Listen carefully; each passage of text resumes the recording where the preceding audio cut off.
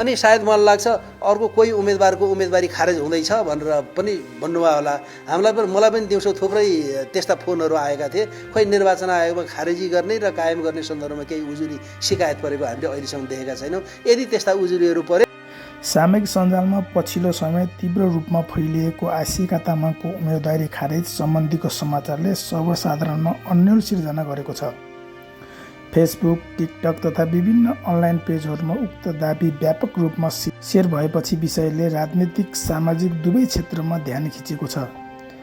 तर यस विषयमा निर्वाचन आयोगले औपचारिक प्रतिक्रिया दिँदै उक्त समाचार पूर्णतः असत्य र भ्रामक भएको स्पष्ट पारेको छ।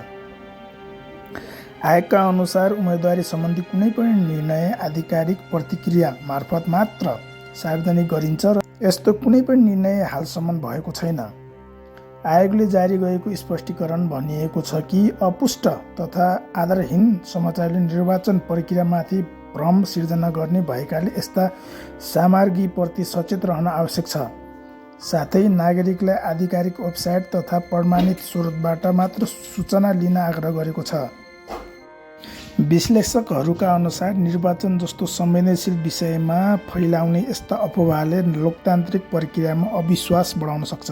सामाजिक सञ्जालमा समाचार छिटो फैलिने भएकाले तथ्य जाँच नगरी सेयर गर्नाले झन्डै भ्रम बढाउने सम्भावना रहन्छ। यस घटनाले फेरि एकपटक तथ्य जाँच फ्याक्ट चेकको महत्त्व उजागर गरेको छ। कुनै पनि समाचारलाई आधिकारिक स्रोतबाट पुष्टि नगरी विश्वास गर्नु वा सेयर गर्नु उचित होइन भन्ने सन्देश यस प्रकरणले दिएको छ।